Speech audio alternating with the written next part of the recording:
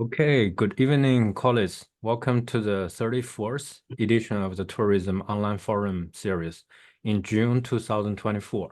And tonight we are delighted to have you joining us, this webinar is hosted by the Center for Advanced Tourism Research, CATS, at Hokkaido University.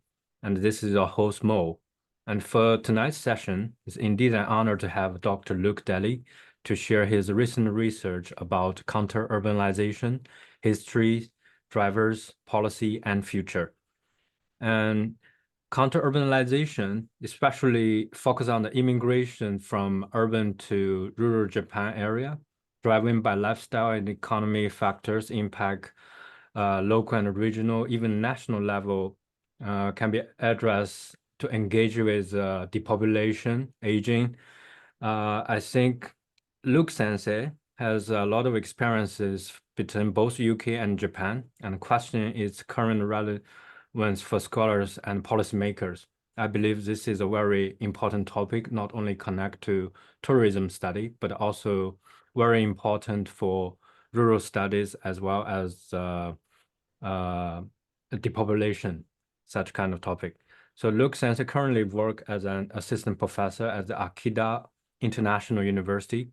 His research has cut across several rural-related themes, including aspiration amongst the rural poor in Kenya, and sustainability and community-led rural development in Japan and the UK.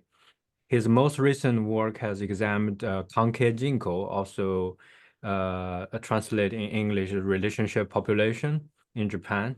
And he has co-written a report for the Scottish government examining Japanese policy that address depopulation in remote areas and island communities. And please note that this online lecture already been recorded and will upload to our YouTube channel of the Center for Advanced Tourism Research. So now let's invite Luke Sensei to share his lecture. And please leave your comments and questions below in the Q&A box. 1 hour later, we will also have a Q&A session. So we also provide all kind of opportunity. If you want to ask question by raising up your hand, please do that in the Q&A session. Now I will leave the floor to Luke Sensei. Okay. Okay, well, thank you very much, Mo, for your introduction. As Mo said, my name's Luke Dilley. I'm currently assistant professor at Akita International University, and it's a great pleasure to be invited to give a lecture here today at CATS at Hokkaido University. So I will share my screen with you, and hopefully that will all work.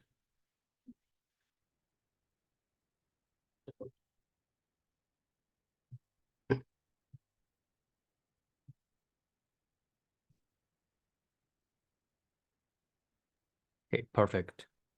Is that all okay? Yep, great. As we go through this presentation, please feel free to post any questions that you have in the question and answer box. I can respond to them as we go through if there's anything you want to ask. So please, yeah, feel free to do post anything.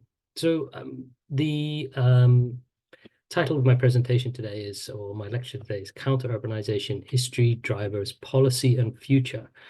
And I just want to kind of give an overview of this concept, or certainly this both concept and also apparent demographic trend that can be that has been witnessed in a number of different countries. So I will be using my own personal snaps or pictures throughout the presentation. So if you want to know where they are, please let me know. I'm sure I can tell you. As you all are aware, I'm sure, or many of you are aware, in many rural areas, a real or kind of dominant trend has actually been out-migration, rural out-migration. And this means that people have left rural areas and they've moved to the cities.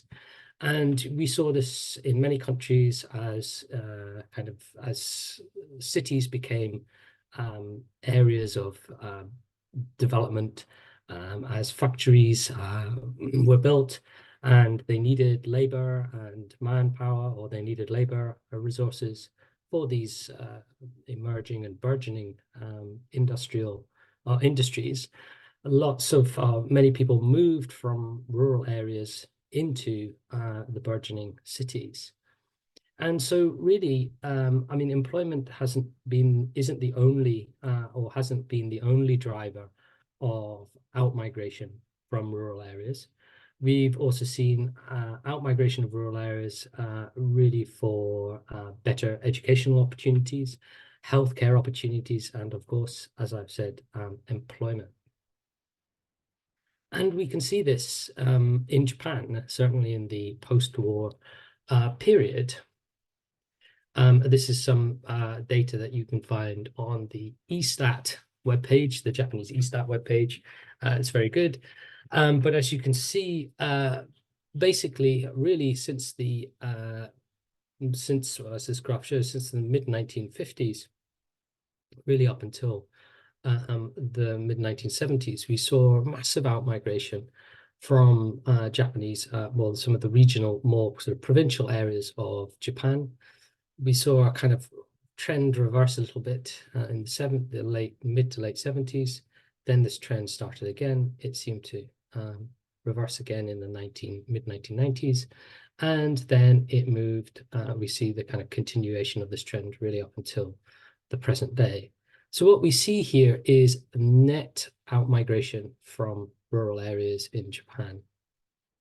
Just for those who are maybe wondering why we see the reversals here and here, this period here was associated with the oil crises, basically where oil got very expensive. And we seem to have seen a reversal of the trend. And for those of you who know, this is 1994, around this time was when the so-called bubble economy in Japan burst. And we saw economic issues emerging around then. So these seem to be, these two periods of reversal seem to be related to some kind of economic problems, perhaps. So, I mean, as we all probably are aware, then the kind of dominant narrative of Japan or concerning Japanese rural areas is really a kind of one of population decline. So what we've seen is sort of net outmigration from many rural areas. In other words, more people moving out than moving in. And this seems to have been quite a kind of dominant trend really for a long period. And also more recently, we start to see more deaths than births. And a number of academics have written quite extensively on this issue. And some have called it a double negative disequilibrium, I believe. And basically what this means is what we're seeing in many rural areas of Japan is outmigration. In other words, more people leaving than coming in, but also more people dying that are being born. And this, as you know, leads to depopulation. This leads to aging. This has important implications for economic activity. As a number of people drops, particularly young people drops, we see reductions in economic activity. We see reductions in the tax base, in other words, those people who can be taxed. And we may see increased healthcare costs as well, for example, because if you have an increasingly elderly population, it becomes more expensive often for healthcare. We also see a sort of lack of human resources to maintain traditions and so on and so forth. And we see abandoned farmland and houses and so on. So I'm just moving my screen around so I can see if there's any questions. And really in this context, what we see are one of the approaches to tackling these kind of rural issues in Japan has been in-migration. In other words, promoting in-migration into rural places in Japan. And myself and a number of colleagues have written about this, and we've seen this. And I think my paper, one of my papers, has been kindly put in the webinar chat. But we see a number of different initiatives that really are orientated towards increasing in-migration, okay, in-migration from urban areas into rural areas. And I've given a few here, which is the Chikyu-koshi Kyoryotai and also Kanke Jinko. And it's looking at really trying to increase urban to rural mobility. And I've argued elsewhere that we can see this increasing emphasis on urban to rural mobility in the context of a kind of change or shift in the way in which people think about rural areas. So Moon argues that in Japan, in the sort of in early post-war period, rural areas were often sort of seen as kind of backwards, poor, illiterate, feudal, and superstitious. But she argues that over time, this kind of understanding of, or this kind of view of rural areas changed. And we started to see increasingly a kind of idealization of rural places in Japan. So they increasingly became seen as a site of kind of national identity, communal belonging, warmth, nostalgia, bountiful nature, and so on and so forth. I think what's very interesting about Japan in particular, perhaps, is the way in which there seems to be rural areas are kind of caught in this sort of double view of both the kind of rural areas as this kind of very beautiful, very nice place to live, kind of where you can have a more kind of slow life and so on and so forth. But there's also in Japan that view, I would argue, that, you know, there's still that kind of backwards view of the rural. And I think this is quite an interesting dichotomy almost about in Japan. So I've kind of added a few pictures here on the side of some of the kind of initiatives and so on and so forth that you can come across in Japan that really try to increase urban to rural mobilities. Really. So it's really, that's kind of my introduction, I'm afraid. But it's really in this context that I want to think about in-migration in rural areas. And I really want to think about how in-migration or how migration to rural areas has been conceptualized internationally, or what are some of the trends internationally. I want to think a little bit about the situation in the context of Japan and the UK, looking a bit more deeply at this. And in particular, when we talk about the UK, or I want to focus on Scotland. And I want to think about, very briefly at the end, just really think about what all of this teaches us about movement or mobility in rural places. So today I want to start off by talking about academic research on counter-urbanization. And I just want to say at the moment that counter-urbanization is basically an apparent trend where people migrate from cities into rural places, okay? So this isn't urbanization, this is the opposite. This is counter-urbanization. This is where people move out of cities into rural places. Then I want to briefly discuss some work or some academic work on what's called mobilities. I want to then kind of dig a little deeper into some of the data, and I'm going to give you some data on migration and population in the UK, in particular with relation to Scotland and rural Scotland. And then I want to think a little bit about some of the migration data in Japan, and then kind of compare the two. And as I said, at the end, I want to reflect on all of this. What does this teach us about movement within rural places? And finally, what role might migration or rural mobilities play in rural development?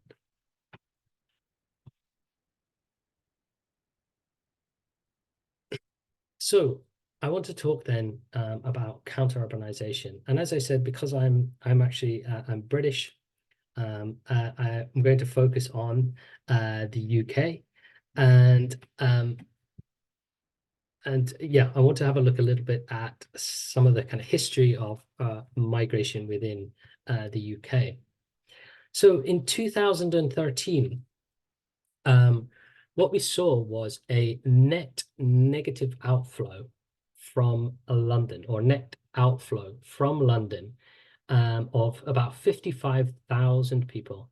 And this was, they were moving out of London to other areas. And we can see here, these are both, this is the data for males and females, and this is basically the number of people moving in and out, okay? So this shows you outflow, this shows you inflow, and this is the net overall movement. So as you can see here in these two graphs, actually young people up until kind of their early 20s tend to move out of London, actually. It's only in their early 20s that we start to see positive net in-migration into London. And once people hit their 30s, this trend reverse. So what we're seeing is people moving into London in their 20s and then kind of seemingly moving out again. So one of the kind of interesting aspects about UK migration is this what's called counter-urbanisation trend that has been identified. And really, this was first identified in the 1970s. And what was identified here was what was called a population turnaround. Simply, what we started to see in the UK and elsewhere in the US as well was that populations started increasing in rural areas. In other words, more people seem to be moving in than moving out, and this was contributing to an increase in rural populations. This doesn't mean that like urban populations decreased necessarily. It's just that what seemed to be happening here was that rural populations were increasing at a faster rate than urban areas. So in Champion, who's an academic working in this field, has argued that there was evidence for continued urbanization in a number of countries, really, since the 1980s. So this trend seems to have kind of continued on and off for a considerable period of time.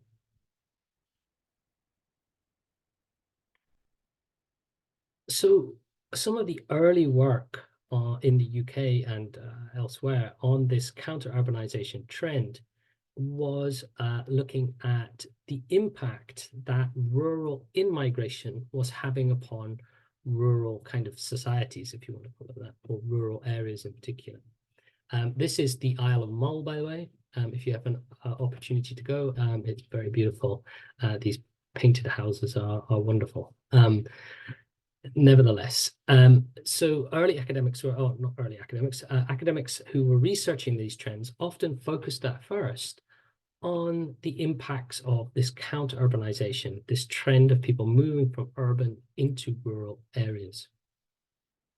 In particular, academics focused on the role of what is called the rural idyll in motivating in-migration into the countryside. For those of you who are not sure about what I mean by the rural idyll, in the UK, there's a view of rural areas as being kind of very positive. Most people see rural areas as quite positive, and they are seen as areas where it's quiet, a place to escape the kind of hustle and bustle and rat race of the city, and this is what is kind of meant by the rural idyll. It's a very positive, very bucolic view of rural places. And many people, it seems, according to these studies, often left the city to try and find this kind of bucolic, or this very, this imagined rural place, this kind of beautiful rural place, and to have this kind of rural lifestyle.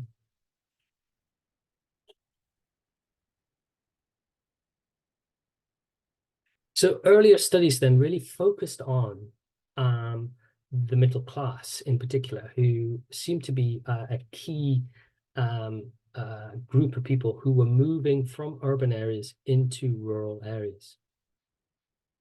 And they were kind of very interested to see, trying to understand the impacts that the middle class really were, the middle class were having on rural areas in the UK, and how they were changing kind of rural societies, or the sort of the ways in which rural societies were made up, really.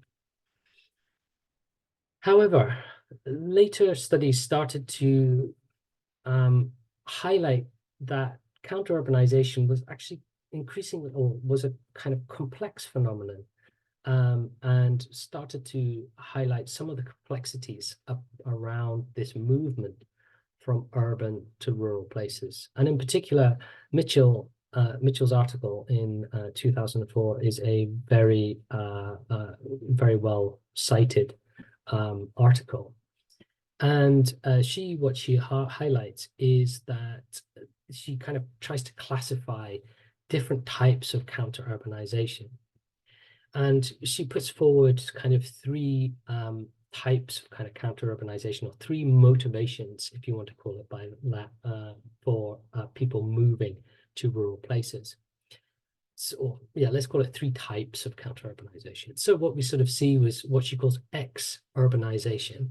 And what this is, as she says, is moves to kind of semi-urban areas by middle-class people due to a very much a pro-rural perceptions. In other words, they moved to rural areas, or sort of semi-rural areas, because they had a very they saw rural areas in a very positive way.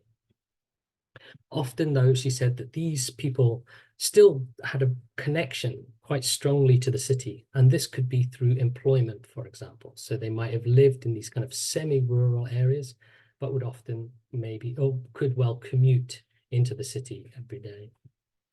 The next type she highlights was displaced urbanization. And this is basically, she says this is where people move to rural areas for employment, or lower costs of living, or indeed affordable housing. In other words, housing that they could that were cheaper in rural areas than in the cities. So you can see that this seems to be that people were moving for kind of economic considerations.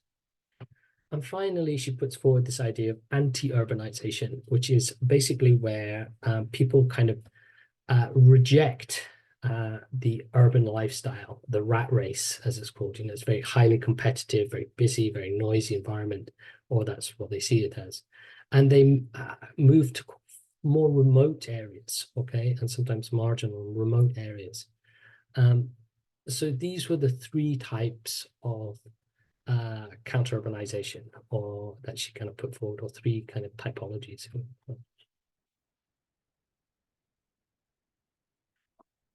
So I haven't really given you a very good definition of counter-urbanization yet, so I think it's a good time to do so. So one way of thinking about counter-urbanization is then a relocation or movement down the urban hierarchy. In other words, moving from more urban to more rural place is kind of, we can think about it in those kind of terms, okay, counter-urbanization. So, but there are key kind of couple of points here that we've got to think about. As I said, counter-urbanization seems to be complex, certainly increasingly, or certainly more complex than some of the earlier studies thought. And we can see a lot of differentiation happening with urban to rural migration. So what do I mean by differentiation? In other words, there are differences in these kind of counter-urbanization trends. So firstly, we can see differences in both terms of time and space. So although maybe perhaps the overall trend might be the kind of movement or net movement from urban to rural areas, this doesn't mean that all rural areas saw population increases. There could be areas that saw large population increases, but there may well be areas that didn't see any population increase. Secondly, these movements can change over time. In other words, some areas may see like large numbers of a large sort of trend towards in-migration, whereas other areas at one time, but in a later time, we may see a different kind of migration pattern. The people who take place, the people who move to urban rural areas are also very different. It's not just the middle class. There are a range of different groups who in-migrate into rural places.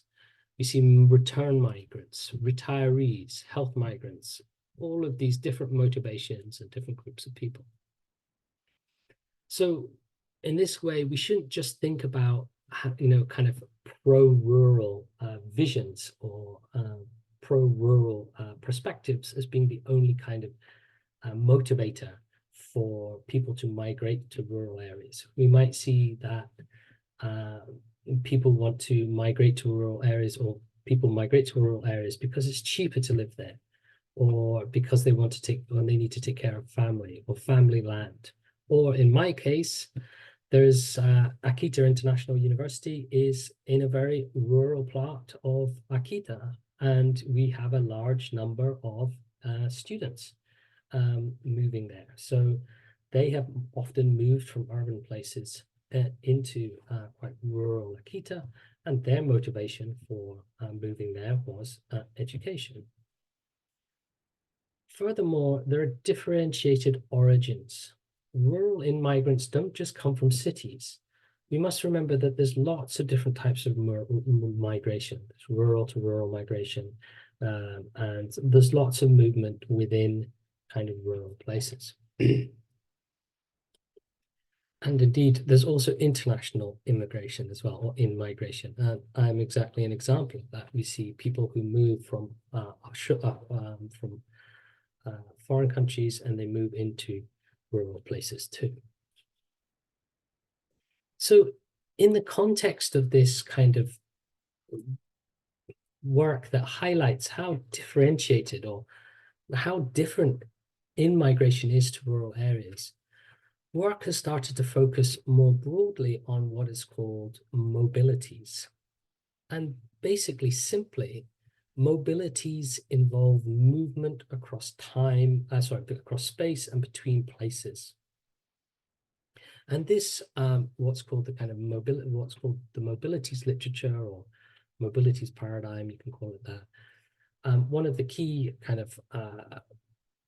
academics in this field is John Urry, and he really argues that, for many years, a lot of academic work, particularly sociology, really focused on kind of stasis. In other words, they looked at everything kind of focused on a lack of movement. Movement wasn't really really investigated that much, particularly in sociology.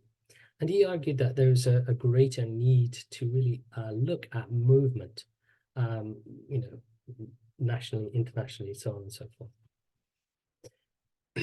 And actually, if you look at a lot of kind of discussions about rural areas, both kind of in lay discourse, in other words, in the way that every day people speak about rural areas, if you look at policy documents and so on and so forth, we really see that many rural areas are actually often talked about in terms of stasis. In other words, they're kind of unchanging.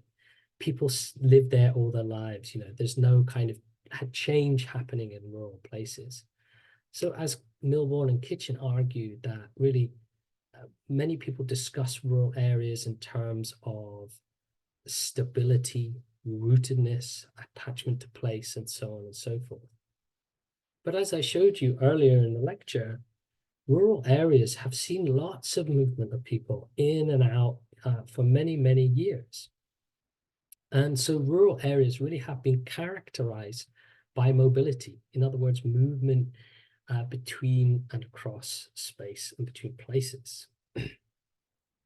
So Milbourne and Kitchen and others writing in this field or researching this field have really argued that we need to kind of take this idea of mobilities, or focus on movement a lot more, and the kind of importance of movement in rural places. I'm not going to read this because this is a very long paragraph, but if you want to pause the video and have a look, or have a look back here. But this is basically highlighting the way in which rural areas are often places of lots of movement, be it very short periods of movement or very sort of longer periods of kind of staying. But generally, we can see movement kind of happening within rural places. And more than this mobilities literature was kind of interested in the way that rural place is kind of constructed or made, as it were. Movement is key to the production of rural places, and sort of the way in which movement and things that are fixed or still interact together produce rural space or rural places we see now. So basically, in this kind of mobilities literature, people argue that there needs to be a greater recognition of movement and the way that movement is very important in the production of rural places. So this literature then, is important because it highlights, ranges of kind of movement in and out of rural places, and even within rural places as well. And it also kind of starts to bring attention to a range of other different types of people who, move in and out and around rural space, including migrant workers, gypsies, second homeowners, as well as students, for example. So here then, really the importance of looking at rural mobilities or rural migration or rural movement is because this movement really is a very dynamic force. It's quite a kind of dynamic and powerful force. It brings in new people, brings in new skills, and actually kind of often generates a new politics, because these people who move in and move around rural places often have different ideas or different narratives about what the countryside is and what it should be used for. This is my hometown in Scotland on a nice day, which is unusual. We all know that sometimes Scotland can be a little bit rainy. So yes, this is Scotland on a nice sunny day. Anyway, again, moving on. Since as we all know, we had the COVID pandemic, and there really seems to have this, the COVID pandemic actually has kind of reinvigorated research on counter-urbanisation and rural mobilities, because really of apparent kind of interest or increase in interest in rural living during the COVID pandemic period. How am I doing for time? Okay, 20 minutes here. So really in this context then, I want to kind of think about, I've given you the kind of academic, how these counter-urbanisation and mobilities have been conceptualized academically very briefly. And I want to then look at some of more recent data in the UK, and also think a little bit about Japan, and then think about how what this may all mean. So in 2004, DEFRA, which is the department that's responsible for rural affairs in the UK, published a report on kind of looking at rural populations and or the sort of state of rural demographics in the UK, well, should I say in England. And what they highlighted was that from 2011 to 2020, the UK rural population had actually increased from 9.1 million to 9.7 million. There seemed to be net internal migration still into rural areas. In other words, there seemed to be more people moving in to rural areas than were moving out. So this is just internally. This isn't kind of in terms of international. So there were 84,000 people more who moved in than moved out. The exception, which is not surprising, as we saw earlier in some of the graph, was people aged between 17 to 20. For this age group, we saw more people moving out than moving into rural areas. However, urban populations seem to be increasing at a larger or faster rate than rural populations, okay, by 0.6% or something. So, but much like Japan, rural England seems to be getting older, and predominantly the age groups that are most predominant in rural areas are 50 to 54 and 50 to 59, and this contrasts with urban places. So overall, we see it seems to be that rural areas the populations are still increasing in England, although the population seems to be getting older. However, this is a bit complicated, as you would expect. This is again, this is I think it's Isle of Mull, and this is a Highland cow, for those of you who are unfamiliar, having a little walk down the middle of the road when I was trying to get past. Anyway, so it's not a simple picture as always. There are, as I said, differentiation. And if we look at Scotland, we can see a number of trends in Scotland. So much like England, we've seen some population increase, and really we've seen net migration. In other words, people moving from England into Scotland, and also international immigration has been one of the kind of drivers of population increase in Scotland. However, the population is aging in Scotland, and there is a falling birth rate as well. Looking at rural community, I presume everybody's okay with, so England, Scotland is part of the UK, yes. So, yeah, so looking at sort of rural areas in Scotland, we see again differentiation. In other words, there seems to be differences in the types or whether or not the population is growing or shrinking, and when at what period of time the population is growing or is shrinking.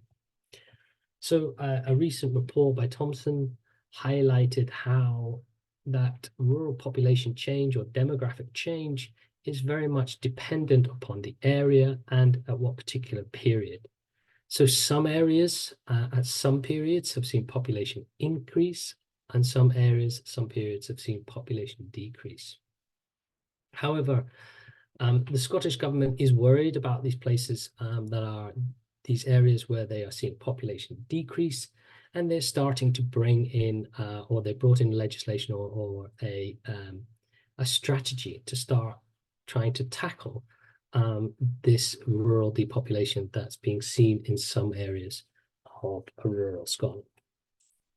And this is where we were asked, myself and colleagues were asked to write this report on Japanese approaches, because they were quite interested to look at what the experience of other countries were to try and inform their kind of policy and strategies on this.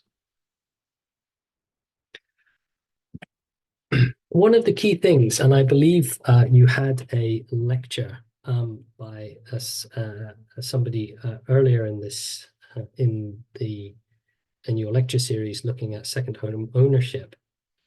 But I think one of the key things, and this is something that's often mentioned when talking about migration and mobilities, or certainly migration into rural areas in Scotland and many places in the UK, we can see that the emergence of or questions around housing affordability within rural and island communities. So what do I mean by housing affordability?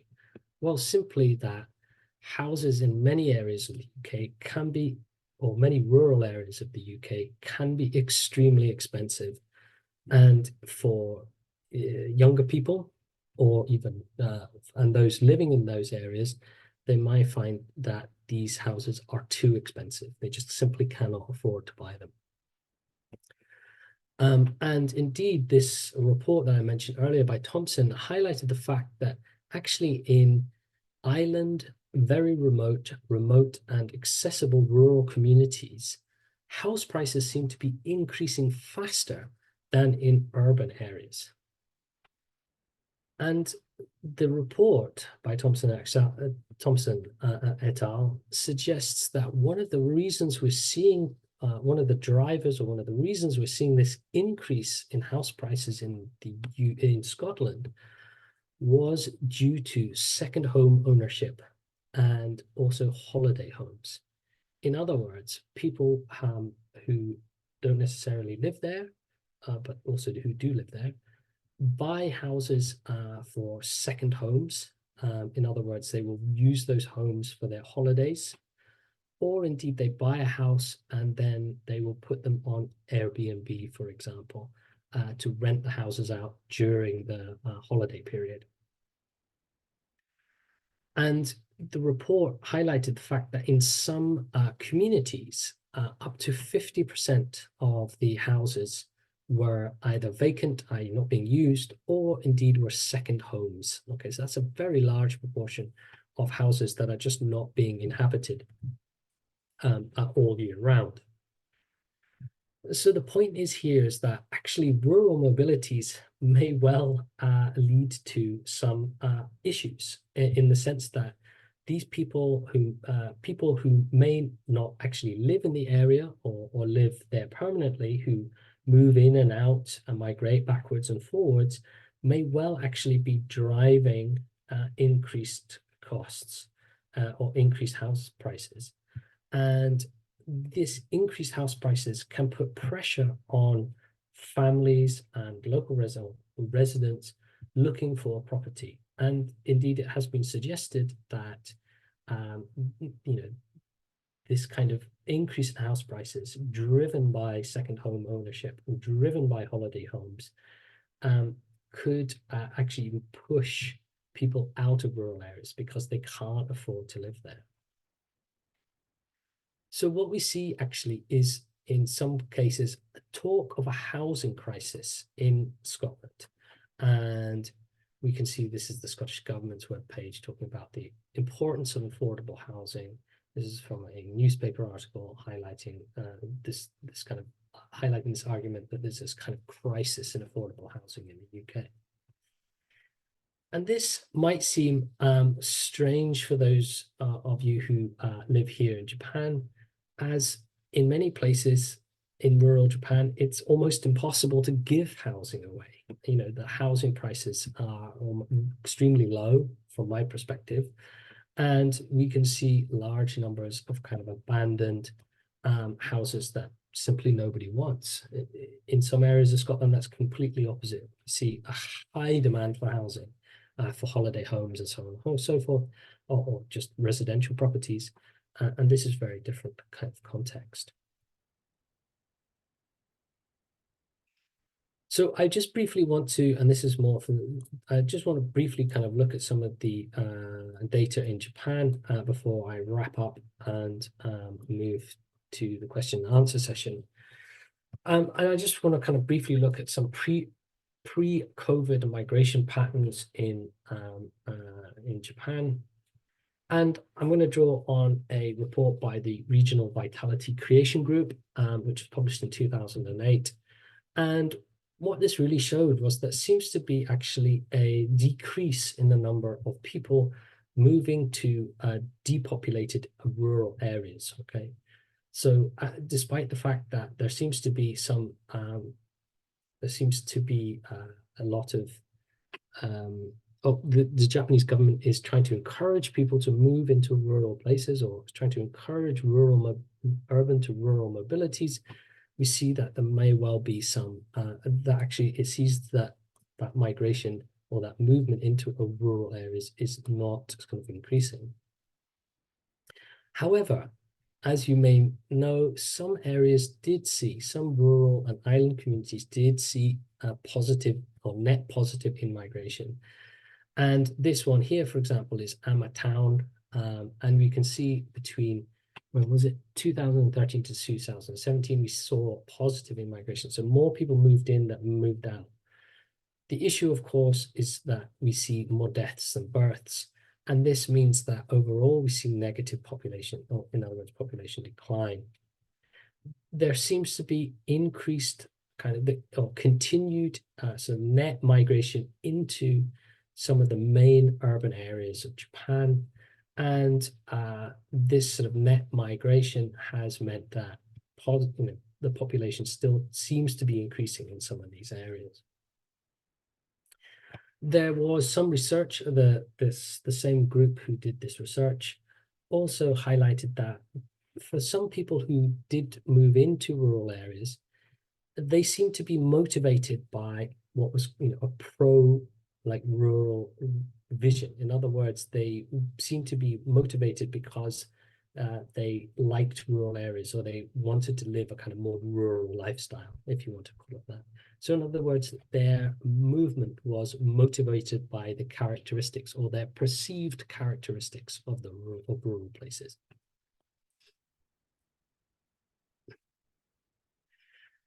So during COVID, again, you probably are very aware of, many of you are very aware of this, but during COVID, there seems to be a bit of a reversal in the kind of dominant pattern or trend that had really been occurring since 1994. And actually, we saw a drop in the number of people in Tokyo for the first time in 26 years in 2022. And this was really kind of picked up by the media, and many people sort of talking about this trend. And academics also kind of looked at some of these trends and noticed that there were increased outflows. In other words, more people seem to be moving out of Tokyo to overwhelmingly rural areas, is what Fielding and Ishikawa argue. So we see an increase in the number of people moving out of Tokyo into rural places. So Fielding and Ishikawa note that during COVID, what we appear to have seen is a remarkable reversal of pre-COVID migration patterns and trends. So in other words, what we started to see was big changes to some of the migration patterns that had been kind of happening for the last 26 years. However, we seem to have returned back to the pre-COVID population and pre-COVID population trends. And although we are still seeing this kind of desire by the Japanese government to really increase rural movements into rural areas, while there is some evidence that young people in rural Japan are increasingly interested in kind of rural lifestyles, I mean, overall, how kind of big or prominent this trend is, it is difficult to say. So it seems to be that we're reverting back to the kind of pre-COVID migration patterns in Japan. And while there is some interest amongst the young, how much interest this is, or how much movement we are actually seeing, it's a difficult thing to assess.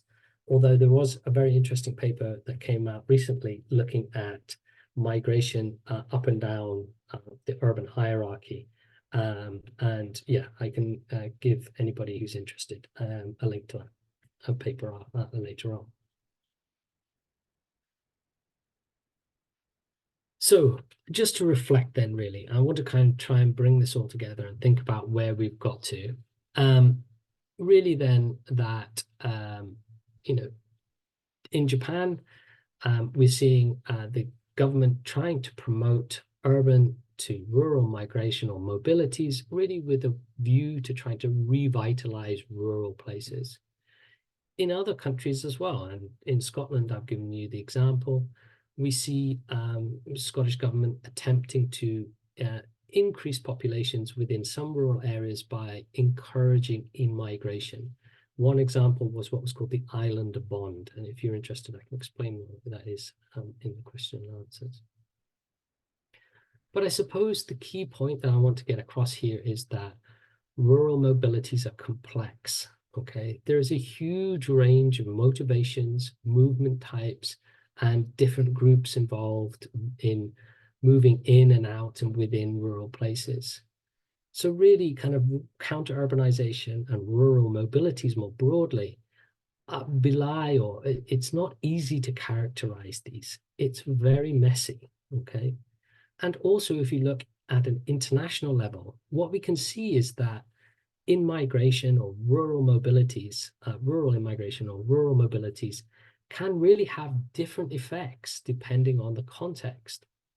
So rural mobilities and in-migration can be both positive in the sense that they might well bring new skills, capacities, political capital, may revitalize or help kind of vitalize an area, like perhaps in Japan, or they can be exclusionary.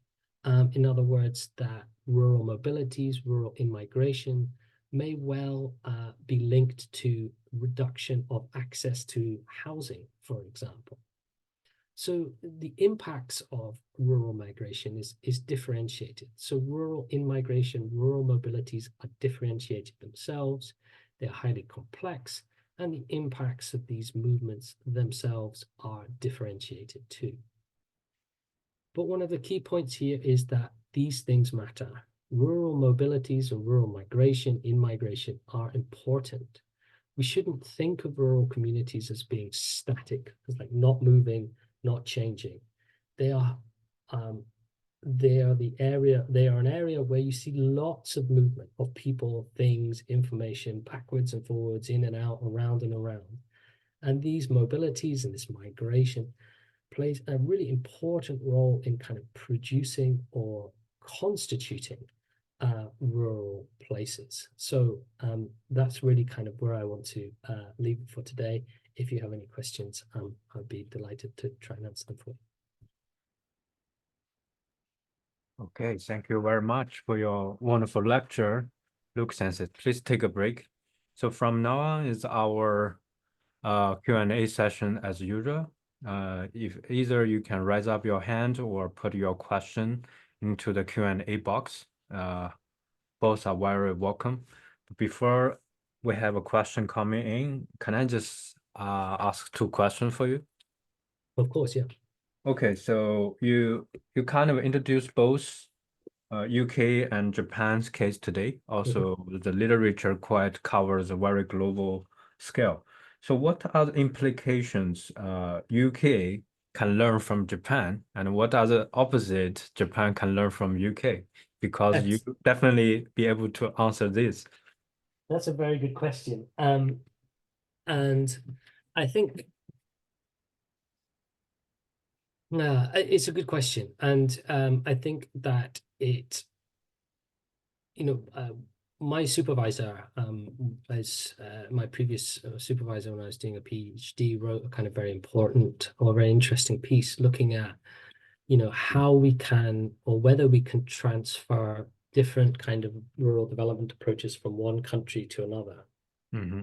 And his argument was that, we have to be very careful when we kind of try and transfer different approaches between very different contexts, socioeconomic and political contexts. And, as we see in the kind of comparing both Scotland and Japan, we can see that perhaps, maybe encouraging more kind of tourism or in-migration into Scotland may have, or certain in rural areas where there's already a lot of kind of tourism and in-migration might not be a very suitable approach. So in that way, I mean, I think just being aware and looking at the different approaches that different countries are taking, seeing what some of the effects are, cannot be a bad thing in itself. So I wouldn't say, what can we learn in the sense of we can learn something, but, this idea of applying one approach to another context, we have to be a bit careful. But I think that's my answer. I hope that kind of answers your question. Right, thank you. Second question is, in terms of we always show this demographic kind of a chart to emphasize the importance of population, but it seems not likely we can maintain these numbers. So do we need to focus on more on quality rather than number, or we need both? That's another question of mine.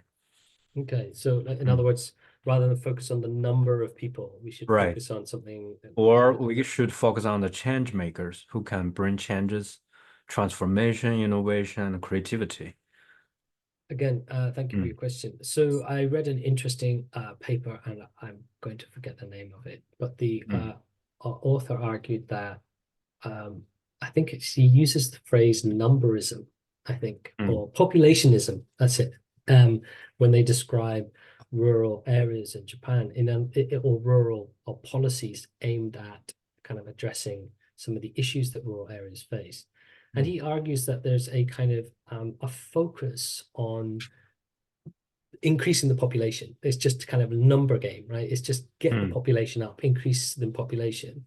And I think his point is that, just focusing on population might miss other important aspects of, mm, rural development. Perhaps, as you say, more qualitative or more quality aspects of rural living. So I would, my personal views, I would agree with him that maybe we shouldn't focus solely on kind of, think only in terms of numbers. There's other important aspects, as you say, like creativity, entrepreneurship, mm. welfare, those kind of things, like sense of well-being, and that we shouldn't lose sight of in rural policy. Right. Okay. Now we'll welcome other people to ask a question. So anybody, if you have any question, please leave in the question and answer box. Yeah, meanwhile, you can take a break. No, I'm just going to switch the light on actually because it's got Okay. dark here. So Okay. Mm, not it's going to make a big difference. There we go. right. Mm.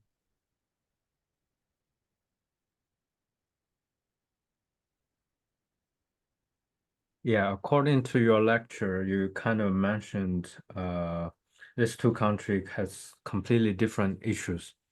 So yeah, it's quite interesting what like housing issue in Europe is kind of everybody want a second home, like from our previous lecture as well. Mhm. But in Japan, it's another story. It's more culturally barriered kind of situation in case young people in Japan want to find a house. I feel that's quite a different context for global readers. Mm, Yeah, it's fascinating the difference. mm, As when I first came to Japan, as a British person coming from the UK to rural Japan, I lived in rural Japan in Hokkaido for 3 years when I first came here.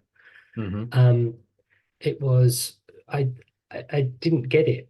I didn't understand that people don't see rural places in the same way everywhere across the world, if that makes sense. And it came as a bit of a shock, I suppose. mm, And so yeah, I mean it's interesting that second houses and holiday homes are so desirable in the UK. Um, yeah, so mm, although in Japan we do see we see areas of gentrification, mm, increasing land prices. There's a recent paper in Habitat International looking at mm. Niseko and the kind of gentrification that's been happening around, Yes, it is. Yeah. so it's not, there are pockets of it happening here in Japan too. So, but Mm. yes, it's a different context, absolutely. Yeah, okay. Since there's no question coming in, could you introduce a little bit if young scholars want to continue research this topic in Japan, what possible topics and research question do you suggest? Good Mm, question. mm. Um, oof, Mm. yeah, you put me on the spot there, Mo. Let me think. Yeah. Um, well, I mean, I think there's not been a lot on gentrification in Japan. I mean, that's partly because I don't think it's a hugely dominant trend, but as I said, Mm, there's some research that's coming out looking at gentrification and sort of in some places in Japan, and I think that's kind of an interesting topic to be looking at. There is in-migration happening in rural areas of Japan. It's often, it doesn't seem to be a massively dominant trend, Mm-hmm. but certainly, in migrants into rural areas can bring change, right? For the positive or negative, but they can bring change. And I think one of the ways that one of the things that young scholars could look at is the ways in which how these immigrants are changing the makeup of rural communities and what some of the impacts of that. As I said, in early counter-urbanization work looked at kind of the impacts on rural communities of particularly middle class immigrants, and looked at some of the conflicts that were occurring around there as well. So I don't know, maybe there's some parallels that could be conducted, looking at the kind of impacts on local, Impacts. yeah. Um, yeah, looking at some of the longer term impacts, not just in terms of like number of people or economic activity, but how rural places are made up and what might be some of the conflicts happening around there and so on and so forth. Yeah, based on my experiences, like the case on Ogijima, one Mhm. third of the population are replaced by newcomers. I observed two kind of very interesting findings. First, people are not really divide their kind of a social group by immigrants or long-term resident. Instead, it's very often people divided by generations. Mm. If they have a different opinion in terms of tourism development or other community engaged project. And another thing is those immigrants, whatever they are entrepreneurs or they do remote work on the island, sometimes they just can't really stay at one location. They need to be keep moving back to Tokyo a few months and come back, some kind of lifestyle. And they are not relatively not stable in compare with a local long-term resident.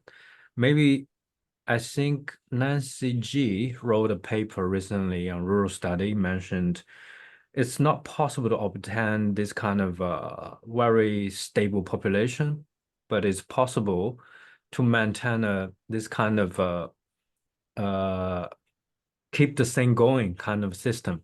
In my opinion, it's a kind of environment allow people keep coming and do something, make changes, support and aid the community, something like that. I think could be the future trend, right?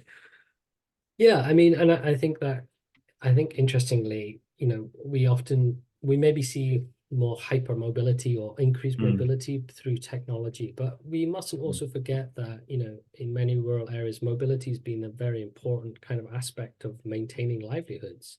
mm. During periods where people couldn't farm, for example, during the winter, or people would often move to Mm. get part-time job, to get jobs elsewhere, seasonal jobs Yeah, outside of seasonal. the, yeah. Mm, So in that sense, that constant movement backwards and forwards has been a very important aspect of rural places, historically too. mm. So yeah, in that sense, I think you could perhaps see that as a maybe not continuation, but part of a kind of broader movements backwards and forwards. Yeah, absolutely. Okay, so we still didn't get any question. Probably Okay. your research is, oh, wow, we have one from Tashiro Sensei. So thank you so much for your lecture. May I ask about the island in Scotland? Is there any big differences infrastructure on those islands? If compared with the island in Japan, how infrastructure differences affect on Kankei Jinko or not? Area in Sedonaika could be different with the Northern Island in Scotland, I guess. That's a great question. Thank you very much for your question. Yeah, it's a very good question. So islands in Scotland, is there any differences in infrastructure? Do you with if you compare with Japan? Mm, Mm, I don't know. I don't have any kind of hard data on this. I mean, all I can do is offer my own anecdotal perspective on it.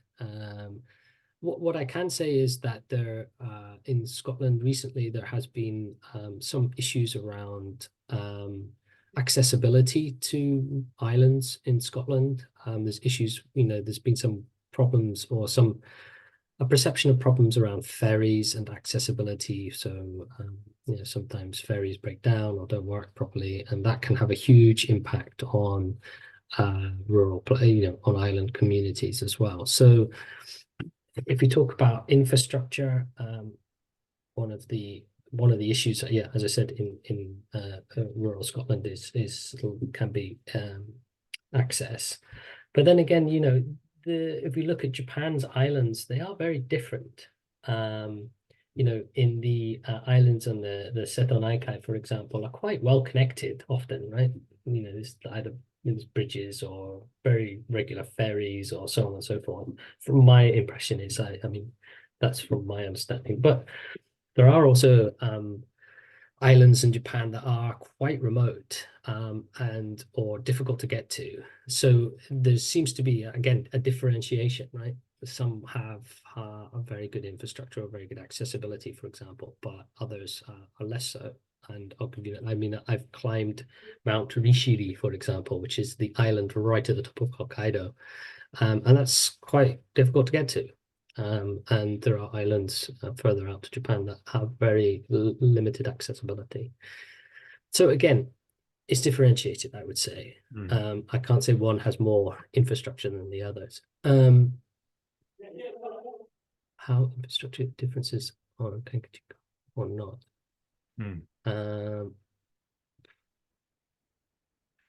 I mean, are you suggesting, the question is, how does would more infrastructure attract more Kanki Jinko? Is that what you're suggesting, or less infrastructure?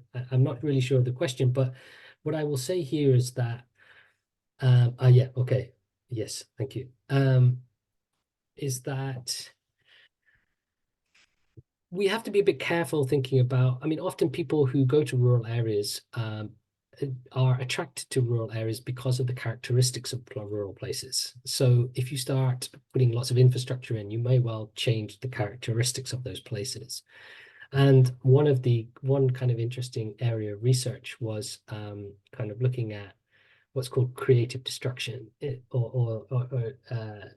basically destruction through too much tourism and too much kind of in migration, basically. So if you have too much kind of development happening in a place, too much economic activity happening in some rural areas, what you may see is the kind of destruction of the very thing that attracted the tourists there in the first place, or the people there in the first place. So, I mean, I wouldn't say there's a simple relationship between increased infrastructure and increased attractiveness or drawing in Kanki Jinko, for example. I mean, as you know, though, in many rural areas and island communities across Japan and, of course, in the UK as well, that they have internet, they have, Netflix, they have these things that, the friction of distance has become less because of the technologies that we have now. So, yeah, I don't think that's answered your question, but I hope it's given you some food for thought. Okay, thank you very much. Thank you, Tachiro Sensei. I have two more points I want to ask, because when I'm back to the student life, I read several literature from UK, especially the emphasis on the keywords of rural regeneration. So after I come back to Japanese literature, they're talking about chiki saisei, chiki kaseka, basically rural revitalization. In English word, are they basically the same meaning, or in the context of UK, people use it differently between regeneration and revitalization? Yeah, so we often use development, I think, Development. Okay. Development rather than not so much regeneration. That again is my feeling on this. Yeah, revitalization is interesting. It's an interesting term, and there's a kind of interesting paper written recently thinking about, there's always, and often in rural literature, there's this idea that there's a kind of many crises are already happening. They happen over and over and over and over again. Mm, And it kind of questions, well, when we talk about revitalization, or we talk about development, or we talk about resilience, or these kind of things, often we have in our mind mm, what is in a kind of imagined past that we're trying to return to. It's a past that never really existed. mm, It's a time before crisis. But when was the last time rural areas didn't have a crisis, in a mm, sense, right? I mean, if you look at the Castle Cheeky laws, they go back all the way to the 1970s. Is mm. that right? Yeah. Oh, wonderful. Thank you. We have So, another question coming in. sure. So, thank you for your presentation. Do you think the population only bring negative impacts in rural communities? Are there any positive impacts, such as preserving in the environment, something like that? That's a good question. Yes, thank you very much for your question. So again, if you look at different times and different paces, depopulation or repopulation has been seen as Mm, both positive and negative, really depending how it's been framed politically. There's a very good book I'm just finished reading actually called White Settlers, looking at in-migration or rural depopulation in Scotland. And he makes this, the authors make this point exactly. In mm, some times, depopulation has been seen as kind of almost positive. Other places, it's not really been, at times, it hasn't really been commented on. In other times, it's a massive crisis. mm, So it's not necessarily, is it a problem or is it not a problem?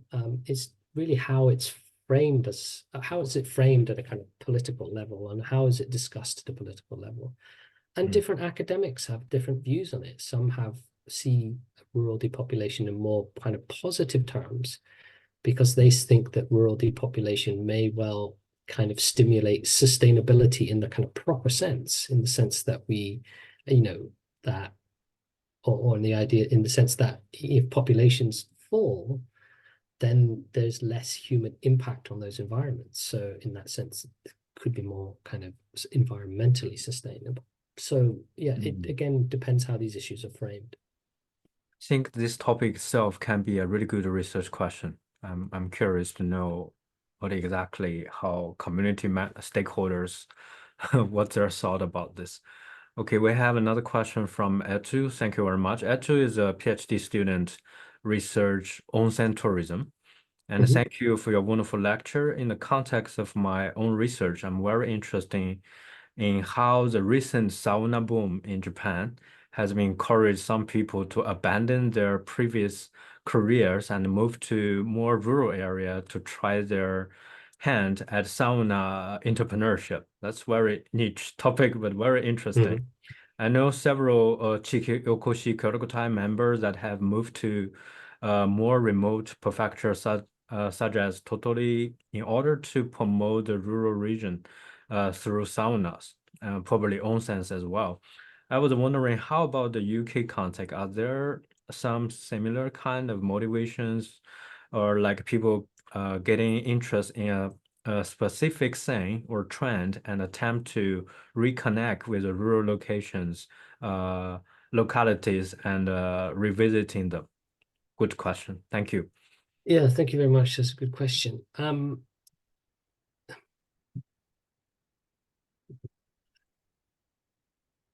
Not that I'm aware of. I'm Mm, sure there are people who want to kind of, and there has been kind of back to the land movements for many years, but then, for 50, 60, more than that, years in the UK. And this is where people want to return back to kind of not not subsistence agriculture, but want to start doing agriculture again, because they want to kind of return back, lead a more kind of natural and environmentally friendly lifestyle.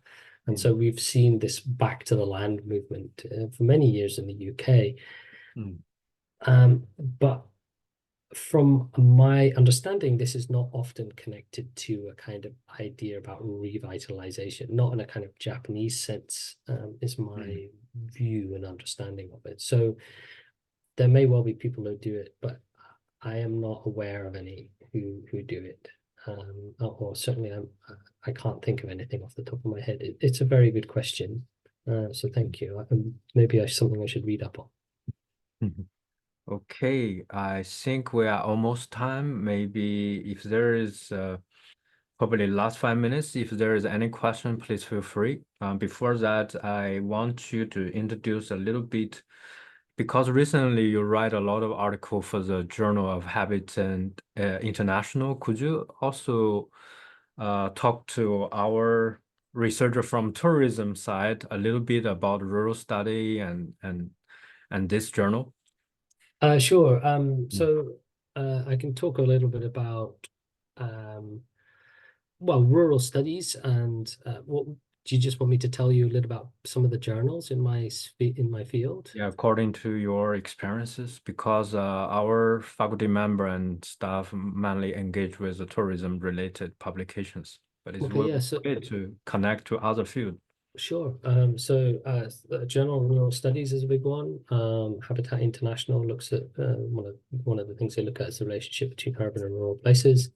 Mhm. Sociological Ruralis is another journal that's big in the field. But there's also, I mean, rural studies, which is kind of, rural studies, rural sociology is kind of where I am kind of more firmly planted. Mm. But, there's also, it's kind of interdisciplinary rural studies in many ways. So there's lots of, Mm. geographical journals as well that are very relevant to these issues. Mhm. So yeah, but the big ones I would say for me anyway are certainly the Journal of Rural Studies, Sociological Ruralis, Habitat International. These are some of the journals I look at regularly anyway.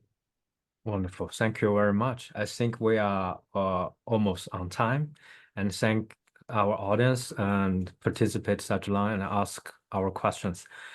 Okay, thank you very much. I will stop the recording and